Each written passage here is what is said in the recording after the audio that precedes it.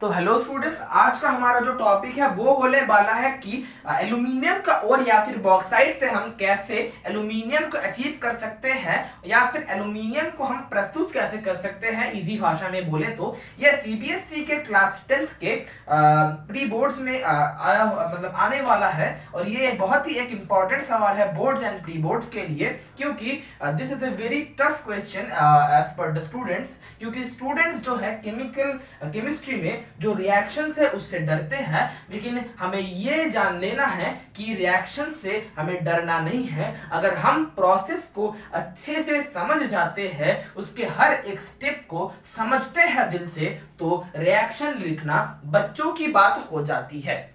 ठीक है, अब जो एल्यूमिनियम प्रस्तुत करना होता है तो वो एल्यूमिनियम प्रस्तुत किया जाता है बॉक्साइट से। बॉक्साइट एक एल्यूमिनियम का बहुत ही एक सुंदर ओर होता है जिससे हम इजीली एल्यूमिनियम अचीव कर सकते हैं। एज पर अदर जो ओर्स होते हैं उनमें से एल्यूमिनियम निकालना थोड़ा हार्ड होता है, और इस बॉक्साइट में एल्यूमिनियम का जो परसेंटेज होता है वो 30% से 70% का होता है। यहाँ बॉक्साइट में 30% से 70% एल्यूमिना रहता है, एल्यूमिना, जिसको हम इलेक्ट्रोलाइसिस प्रोसेस के मदद से एल्यूमिनियम उससे हम अचीव कर सकते हैं। अब बॉक्साइट क्या होता है? बॉक्साइट एक और होता है एल्यूमिनियम का, जो होता है Al2O3 2H2O। अब इससे पहले हमें एल्यूमिना निकालना होता है और एल्यूमिना से उसके बाद हमें एल्यूमिनियम मिलता है इलेक्ट्रोलाइसिस प्रोसेस के द्वारा। अब इस बॉक्साइट में 30% से 70% ही एल्यूमिना रहता है, बाकी जो रहता है कुछ इम्प्योरिटीज रह जाता है इस बॉक्साइट में। तो वो इम्प्योरिटीज मेनली होता है फेरम या फिर लोहा, silica SiO2 and titanium oxide TiO3। ये जो होते हैं ये मेन इम्प्योरिटीज होते हैं एल्यूमिनियम बॉक्साइट में, और इन इम्प्योरिटीज को कारण हम बॉक्साइट से डायरेक्ट एल्यूमिना नहीं पा सकते। और इन इम्प्योरिटीज में भी जो इम्प्योरिटी सबसे ज्यादा रहता है वो है Fe। अब इस बॉक्साइट से एल्यूमिना को, प्योर एल्यूमिना को अचीव करने के लिए एक साइंटिस्ट से जिनका नाम है बायर। क्या नाम है उनका? उनका नाम है बायर। उन्होंने हमें एक सुंदर उपाय बताया जिससे हम बॉक्साइट से प्योर एल्यूमिना अचीव कर सकते हैं इन ए सिंपल प्रोसेस, और इसी को नाम दिया गया बायर्स रिएक्शन।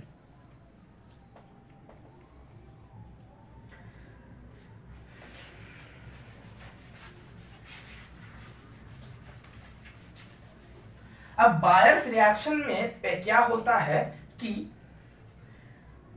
हमें बॉक्साइट से प्योर एल्यूमिना लाना है, तो जो इम्प्योरिटीज है उनको हटाना है। ठीक है, तो एक प्रोसेस के अंदर से हम इस जाएंगे, उसको ही हम बायर्स प्रोसेस कहेंगे। ठीक है, एक बार मैं देख लूं रिकॉर्डिंग अच्छे से चल रहा है कि नहीं। हाँ, चल रहा है रिकॉर्डिंग। बायर्स रिएक्शन या फिर बायर्स प्रोसेस जो होता है उसमें हम पहले एल्यूमिना नहीं, बॉक्साइट को कंसेंट्रेटेड NaOH के साथ ट्रीट करते हैं। ठीक है, और यहां से जो हमें प्रोडक्ट मिलता है वो होता है NaAlO2, जिसको हम सोडियम मेटा एल्यूमिनेट या फिर सोडियम एल्यूमिनेट लिखा होगा आपके बुक में, सोडियम एल्यूमिनेट कहते हैं। सोडियम एल्यूमिनेट और H2O मिलता है। ठीक है, H2O ही मिलता होगा ना। हाँ, H2O, हाँ H2O मिलता है। ठीक है, अब क्या हुआ, हमें NaOH, कंसेंट्रेटेड NaOH ही क्यों यूज किया ये समझना है हमें। तो क्या होता है, जो Al2O3 2H2 या फिर बॉक्साइट होता है वो NaOH के साथ रिएक्शन करके जो सोडियम एल्यूमिनेट उत्पन्न करता है या फिर प्रोडक्ट उत्पन्न करता है सोडियम एल्यूमिनेट, वो NaOH या फिर कंसेंट्रेटेड NaOH के अंदर बहुत ही अच्छा डिसॉल्व हो जाता है। लेकिन इसी बॉक्साइट के अंदर जो इम्प्योरिटीज के तौर पे Fe या फिर लोहा है वो डिसॉल्व नहीं हो पाता, कांट डिसॉल्व। ये जो Fe होता है ना, ये sodium aluminate sorry NaOH concentration NaOH concentrated NaOH के अंदर डिसॉल्व नहीं हो पाता है।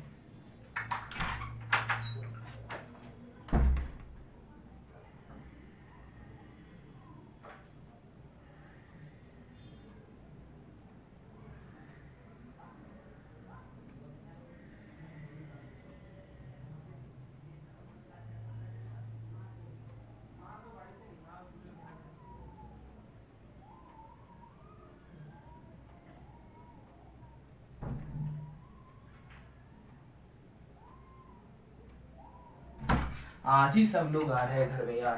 तो मैं जो बोल रहा था कि ये जो Fe होता है ये NaOH कंसंट्रेटेड NaOH के सॉल्यूशन के अंदर डिसॉल्व नहीं हो पाता है, लेकिन ये जो सोडियम एल्यूमिनेट होता है वो इजीली डिसॉल्व हो जाता है। ये इजीली डिसॉल्व हो जाता है, मैं लिख नहीं रहा हूं, आपको याद रखना है कि सोडियम एल्यूमिनेट इजीली डिसॉल्व हो जाता है। इसके वजह से क्या होता है, जब हम इस सॉल्यूशन को फिल्ट्रेट करते हैं फिल्टर पेपर की मदद से, तो Fe जो होता है वो उस सॉल्यूशन से निकल जाता है, जिसको हम लीचिंग प्रोसेस के नाम से भी जानते हैं। इसको लीचिंग प्रोसेस भी जब बोला जाता है। अगर आपने पढ़ाई की है तो लीचिंग प्रोसेस क्या होता है पता होगा आपको, कि एक ही सॉल्यूशन में ऐसा होता है कि एक जो मेटल है वो डिसॉल्व हो गया, दूसरा मेटल डिसॉल्व नहीं हो पाया, तो एक मेटल से और एक मेटल अलग हो गया। तो यही हुआ यहाँ पे कि एल्यूमिनियम जो है वो सोडियम एल्यूमिनेट के तौर पे इस NaOH कंसंट्रेटेड NaOH में डिसॉल्व हो गया, लेकिन ये जो लोहा होता है या फिर ये Fe होता है वो डिसॉल्व नहीं हो पाया। और ये जो और इसके बाद अगर हम इसको फिल्ट्रेट करेंगे तो Fe बाहर निकाल जाएगा और सोडियम एल्यूमिनेट हमें प्योर मिलेगा। ठीक है, अब क्या होता है, अब क्या कुछ नहीं होता। अब जो बोलने वाला हूँ वो अच्छे से सुनिए। आपका बोर्ड का एग्जाम है, प्री बोर्ड का एग्जाम है, तो आपको बैलेंस्ड रिएक्शन लिखना पड़ेगा। तो बैलेंस रिएक्शन लिखने के लिए बैलेंस करना पड़ेगा, बैलेंस करना सीखना पड़ेगा। अगर बैलेंस करना नहीं आता तो इस वक्त बैलेंस करना मत सीखिए, गड़बड़ हो जाएगी। ये जो रिएक्शन है बैलेंस रिएक्शन ही आपको याद रखना पड़ेगा अगर आपको बैलेंस नहीं आता। अगर आपको बैलेंस आता है, यहाँ पे एल्यूमिनियम 2 है, यहाँ पे 1 है, 2 की जरूरत है, यहाँ पे 2 लगा दिया। यहाँ पे सोडियम 2 हो गया, लेकिन यहाँ पे सोडियम 1 है तो 2 की जरूरत है, फिर से 2 लगा दिया। और अब हाइड्रोजन देखना है हमें, यहाँ पे 2 तो 4 हाइड्रोजन है, 2 × 2 4, और यहाँ पे और 2 हाइड्रोजन, यहाँ पे 6 हाइड्रोजन है, तो यहाँ पे 3 लगा दिया, तो 3 × 2 6 हाइड्रोजन हो गए। अब हमें ऑक्सीजन देखना है कि यहाँ पे 3 तो 5 5 2 7 ऑक्सीजन है, और यहाँ पे भी 2 2 2 4 और 4 3 7 ऑक्सीजन है, and it is totally balanced reaction. तो ये बैलेंस रिएक्शन लिखना है आपको। और ये जो होता है, ये जो रिएक्शन होता है जहां पे हम सोडियम एल्यूमिनेट मिल रहा है, यही बायर्स रिएक्शन का या फिर बायर्स प्रोसेस का फर्स्ट स्टेप होता है, और इसे लीचिंग प्रोसेस भी बोला जाता है। अब सेकंड जो स्टेप होता है उसमें हम क्या करेंगे, अच्छा एक बात हम बोलना भूल गए, भूल गए, हम रिएक्शन में जो एरो दे रहे हैं उसके ऊपर हमें लिखना है 140 डिग्री सेंटीग्रेड, क्योंकि ये रिएक्शन 140 डिग्री सेंटीग्रेड में ही पॉसिबल है, और इस रिएक्शन में होने में 2 से 8 घंटे लग जाते हैं। That is a very huge time. तो इस रिएक्शन को होने में 2 से 8 घंटे चलते हैं, और 140 डिग्री सेंटीग्रेड में ही ये रिएक्शन हो पाता है, जो कि बोर्ड्स के लिए इंपॉर्टेंट है। बोर्ड से यहाँ से भी क्वेश्चन आ सकते हैं कि बायर्स रिएक्शन के फर्स्ट स्टेप होने में कितना समय लगता है, तो आपको जवाब देना होगा 2 से 8 घंटे। अब बायर्स रिएक्शन का जो सेकंड स्टेप होता है उसमें क्या करना पड़ता है कि सोडियम एल्यूमिनेट जो होता है उसको हम पानी में डिसॉल्व कर देंगे या फिर H2O में डिसॉल्व कर देंगे 50 डिग्री सेंटीग्रेड में, और यहाँ से क्या आएगा, यहाँ से हमें फिर से NaOH वापस मिल जाएगा, और हमें एल्यूमिनियम हाइड्रोक्साइड मिलता है AlOH3। और इसको अगर हम पहले हम बैलेंस नहीं करेंगे, पहले हम ये क्यों किया वो बोलते हैं। AlOH3 को AlOH3 को अगर हम हीट देंगे स्पेसिफिकली 1100 डिग्री सेंटीग्रेड, तो क्या होता है कि हमें एल्यूमिना और H2O मिलता है। और अब ये एल्यूमिना टोटली प्योर है, क्योंकि इससे पहले हमने लीचिंग प्रोसेस की मदद से सारी इम्प्योरिटीज एल्यूमिना की निकाल दी है। तो हमें प्योर एल्यूमिना और उसके साथ थोड़ा सा पानी या फिर H2O मिलता है। अब इस प्रोसेस को करने की क्या जरूरत पड़ी? पहले तो हमें AlOH3 लाना है ताकि हम इसको हीट करके एल्यूमिना ला सके, और दूसरी बात हमें NaOH वापस मिल जाता है जिसको हम फर्स्ट स्टेप के लिए रीयूज कर सकते हैं। और इसको भी हमें बैलेंस रिएक्शन लिखना है। तो यहाँ पे सोडियम एक है, यहाँ पे सोडियम एक है, एल्यूमिनियम एक है, ऑक्सीजन दो, ऑक्सीजन नहीं देखना पहले, हाइड्रोजन यहाँ पे 1 3 4 है, 4 तो 2 लिख देते हैं, 2 और 2 4 ऑक्सीजन है, और यहाँ पे 2 और 2 3 और 1 4 ऑक्सीजन है। तो ये बैलेंस रिएक्शन हो गया। और यहाँ पे एल्यूमिनियम एक है, एल्यूमिनियम 2 है, तो यहाँ पे 2 लगा देना है। और हाइड्रोजन 3 2 6 हाइड्रोजन है तो 3 लगा देना है। तो फिर से यहाँ पे भी 6 हाइड्रोजन हो गया। अब ऑक्सीजन तो 3 2 6 है, यहाँ पे भी 3 ऑक्सीजन, यहाँ पे 3 ऑक्सीजन, टोटल 6 ऑक्सीजन। ये भी बैलेंस रिएक्शन हो गया। अगर बैलेंस नहीं आता तो बैलेंस रिएक्शन ही आपको याद रखना होगा, जो कि ये है एंड ये है। अब यही होता है बायर्स रिएक्शन। ठीक है, अब बायर भैया ने तो एक प्रोसेस हमें बताया, लेकिन फिर और एक भैया आए जिनका नाम है हॉल भैया, जिनके प्रोसेस को हॉल्स प्रोसेस भी बोला जाता है। बायर भैया ने एक मेथड बताया, एक सॉल्यूशन दिया कि हम कैसे एल्यूमिना को प्योर निकाल सकते हैं। लेकिन हॉल भैया ने और एक प्रोसेस बताया जिससे हम एल्यूमिना को प्योरली निकाल सकते हैं। तो इस प्रोसेस में क्या होता है, जो बॉक्साइट होता है यानी Al2O3 2H2O जो होता है, उसको हम Na2CO3 जिसका एक्वस सॉल्यूशन लेते हैं उससे रिएक्ट कराते हैं। और यहाँ पे भी सेम 2NaAlO2 और CO2 और 2H2O ये हमें मिलता है। ठीक है, यहाँ पे भी सेम ही चीज हो रहा है कि Na2CO3 एक्वस हमें एक्वस के साथ हमें ये रिएक्शन करवाना है। Na2CO3 जो सॉल्यूशन है उसमें ये तो डिसॉल्व हो जाता है, लेकिन फिर डिसॉल्व नहीं हो पाता। फिर से हमें उसको फिल्ट्रेट करना है और हमें फिल्ट्रेट करने के बाद 2NaAlO2 प्योर मिलेगा, जिससे हम फिर से एल्यूमिना जा सकते हैं, फिर से हम एल्यूमिना अचीव कर सकते हैं। लेकिन इस प्रोसेस में क्या होता है? अच्छा, पहले तो इसको हम वो लिखते हैं, इसको आई थिंक ये बैलेंस नहीं होगा, 2 एल, अच्छा बैलेंस अनबैलेंस लिखते हैं कोई रिएक्शन, मैंने बैलेंस फैंसी लिख दिया। एल यहाँ पे 2 एल्यूमिनियम है, यहाँ पे 1 एल्यूमिनियम, फिर से कौन आ गया?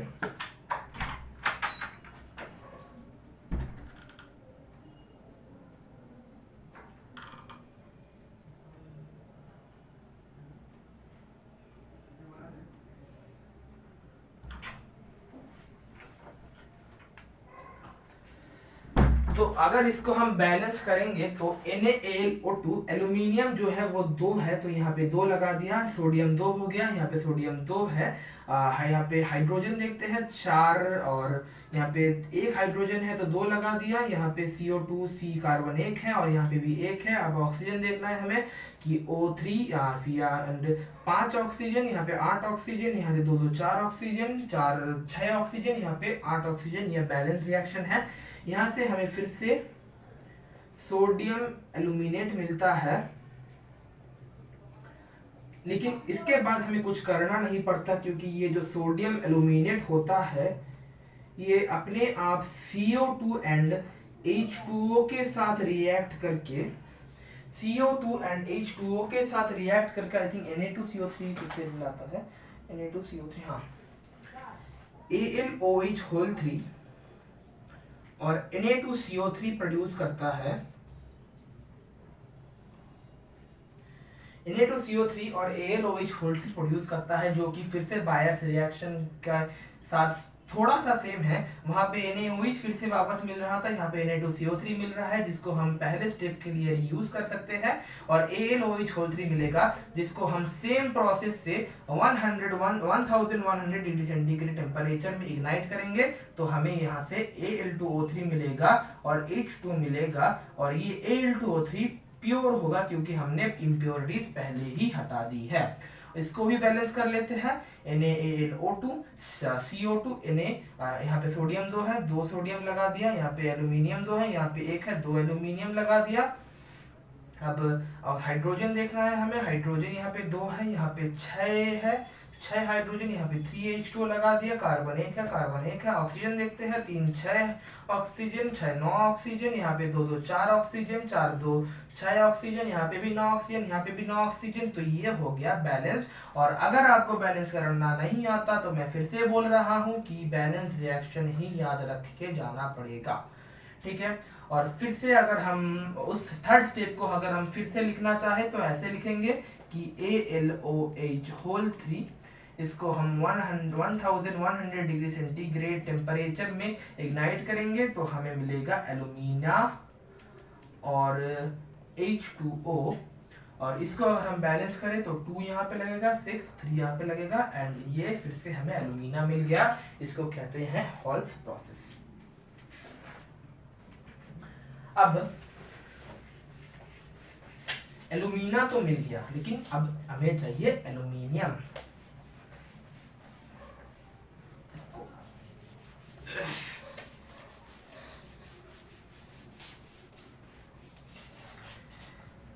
अच्छा, एल्यूमिन रुको, क्या हो रही है? सेट हो जा, सेट हो जा, सेट हो जा।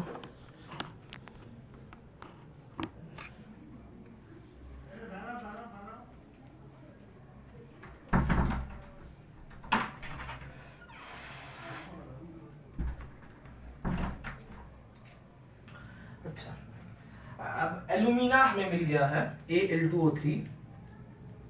ये जो होता है इलेक्ट्रोलाइट होता है ना,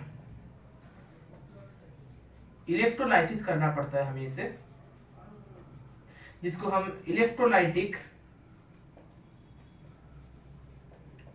रिडक्शन भी बोलते हैं। अब इससे क्या होता है कि Al2O3 को अगर हम इलेक्ट्रोलाइसिस करेंगे तो हमें Al3 प्लस और O2 माइनस मिलेगा, actually 2Al3 plus and 3O2 minus मिलेगा अगर हम बैलेंस करें तो। लेकिन क्या होता है कि Al2O3 जो है ना, वो एक्चुअली नॉन इलेक्ट्रोलाइट है, नॉन इलेक्ट्रोलाइट नहीं, स्पेसिफिकली वीक इलेक्ट्रोलाइट है। तो ये जो है, इसको अगर हम हीट करेंगे और इसको इलेक्ट्रोलाइसिस के लिए इसको पिघलाना पड़ेगा, तो पिघलाने के बाद अगर हम इसको इलेक्ट्रोलाइसिस करते हैं तो ये अच्छे से इलेक्ट्रोलाइसिस नहीं होता है, क्योंकि ये एक वीक इलेक्ट्रोलाइट है। और एक प्रॉब्लम हमारे सामने आ जाता है कि इसका जो मेल्टिंग पॉइंट है वो बहुत हाई होता है, जो कि होता है 2050 डिग्री सेंटीग्रेड। और इस टेम्परेचर में अगर हम एल्यूमिना को हीट करते हैं तो क्या होता है, जो एल्यूमिना होता है, जो एल्यूमिनियम होता है, वो गैस बन के निकल जाता है, वो गैस बन के निकल जाता है। तो हमें एल्यूमिनियम मिल ही नहीं पाता अगर हमें 2050 डिग्री सेंटीग्रेड में इसको हीट करें, और ये करना ही पड़ेगा वरना ये मेल्ट नहीं होगा, क्योंकि इसका मेल्टिंग पॉइंट बहुत हाई होता है। और उसके ऊपर ये एक वीक इलेक्ट्रोलाइट है, जो जिसको अगर हम इलेक्ट्रोलाइसिस करेंगे तो हमें एल्यूमिनियम मिलने के चांसेस बहुत ही कम है, क्योंकि ये इलेक्ट्रोलाइसिस अच्छे से होगा ही नहीं। तो इस प्रॉब्लम को सॉल्व करने के लिए क्या किया गया, और एक प्रोसेस लाया गया जिसको हम बोलते हैं, प्रोसेस का नाम मुझे याद नहीं, प्रोसेस का नाम है halls and Herald. Okay, process का नाम है hall and Herald reaction, Herald process. इस प्रोसेस में क्या किया गया पता है? इस प्रोसेस में एल्यूमिना के साथ और दो पदार्थ ऐड किए गए, Al2O3 के साथ Na3AlF6 और CaF2 ऐड किए गए। Na3AlF6 जो होता है वो होता है क्रायोलाइट, और CaF2 जो होता है उसको हम बोलते हैं फ्लूओस्पर। अब इन दोनों का ऐड करने का कारण क्या है? क्रायोलाइट जो होता है वो बहुत ही अच्छा इलेक्ट्रोलाइट होता है, ये स्ट्रॉन्ग इलेक्ट्रोलाइट होता है, तो इलेक्ट्रोलिसिस इजीली हो जाता है,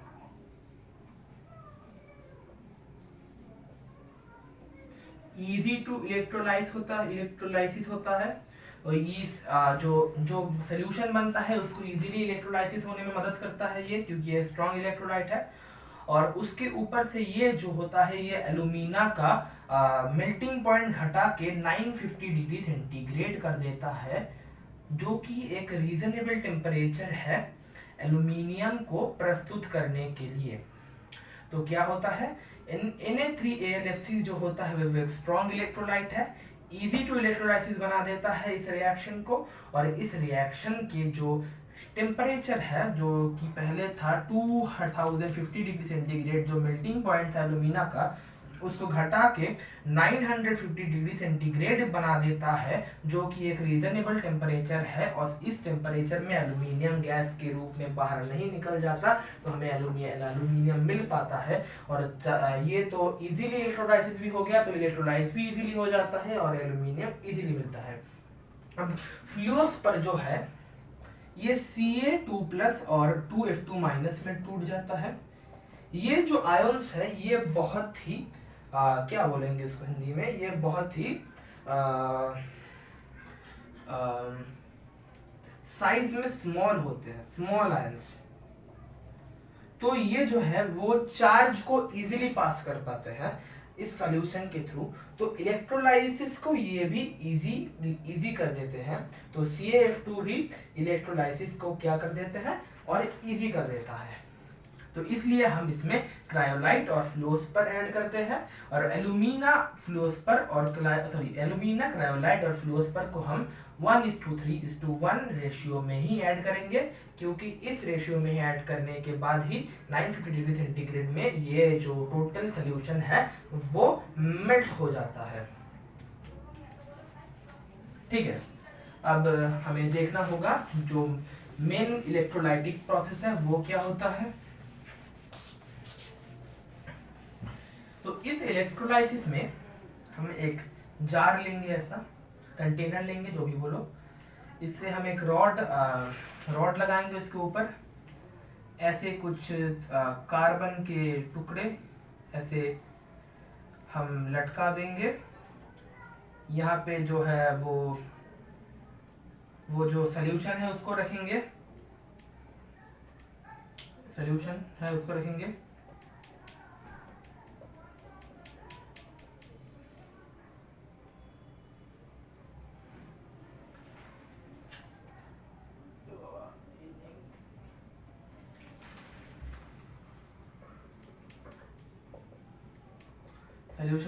इसके अंदर। ये जो रॉड होता है ये कार्बन का बना होता है। ये जो होते हैं छोटे छोटे रॉड्स, ये भी कार्बन का बना होता है। और इस जो हमें ये कंटेनर ले रहे हैं इसके ऊपर भी हम कार्बन का कोटिंग करते हैं। ये भी एज कार्बन यूज होता है। इसको हम पॉजिटिव चार्ज के साथ ऐड करते हैं, इसको हम नेगेटिव चार्ज के साथ ऐड करते हैं। ठीक है, तो इसको हमने पॉजिटिव चार्ज के साथ ऐड किया और इसको हम नेगेटिव चार्ज के साथ ऐड कर दिया।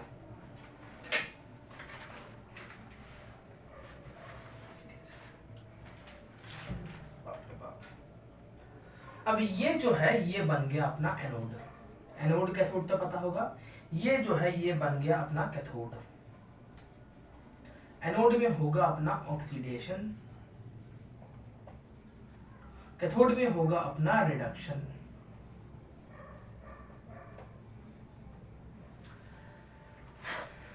अब इस सॉल्यूशन के ऊपर, इस सॉल्यूशन को तो हीट करना पड़ेगा ना, तो बुनसेन बर्नर से इसको हीट करेंगे ऐसे, ये बुनसेन बर्नर से इसको हीट कर लें। तो सॉल्यूशन के ऊपर पहले हम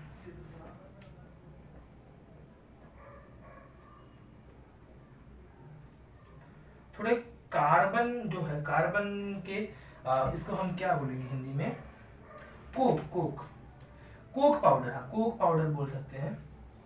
कोक पाउडर हम इसके ऊपर थोड़ा क्या बोलेंगे, कोक पाउडर को स्प्रेड कर देंगे इस सोल्यूशन के ऊपर, ताकि ये जो हीट अप हो रहा है, अगर आप कोक पाउडर स्प्रेड ना करें तो ये जो हीट होगा ये कॉन्वेक्शन, रेडिएशन एंड कॉन्वेक्शन, ये दोनों प्रोसेस पढ़े ही होंगे हमने हीट रिलीज के। तो इन दोनों प्रोसेस के द्वारा थोड़ा सा हीट जो होगा वो लॉस हो जाएगा। तो अगर हम चाहे कि हीट लॉस ना हो तो हम इस सोल्यूशन के ऊपर थोड़ा सा कोक पाउडर ऐड कर देंगे या फिर स्प्रेड कर देंगे, ताकि रेडिएशन और कन्वेक्शन के थ्रू हीट बाहर ना जा पाए और हीट लॉस ना हो या फिर कम हो। अब कैथोड में तो रिडक्शन होगा, एनोड में तो ऑक्सीडेशन होगा।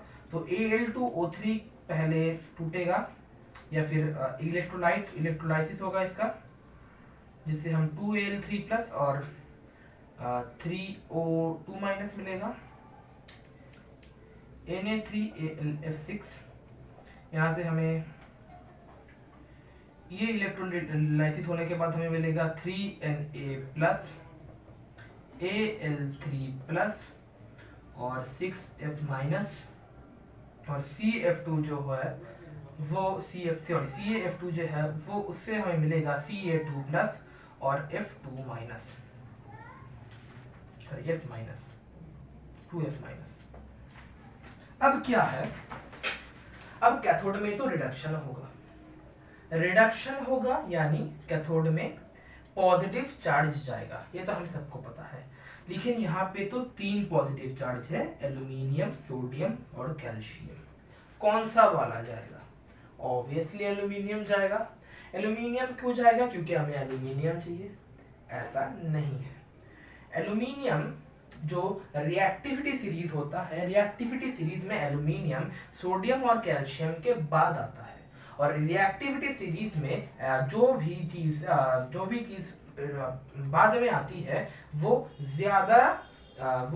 ज्यादा रिएक्टिव होती है, एंड वो कैथोड में रिलीज हो सकती है इन दोनों से ज्यादा, मतलब एल्यूमिनियम जो है सोडियम और कैल्शियम से नीचे होती है रिएक्टिविटी सीरीज में, और रिएक्टिविटी सीरीज में जो आयन सबसे नीचे होता है उसका रिलीज होने का चांसेस सबसे ज्यादा होता है, इसलिए एल्यूमिनियम कैथोड में जाके रिडक्शन करेगा।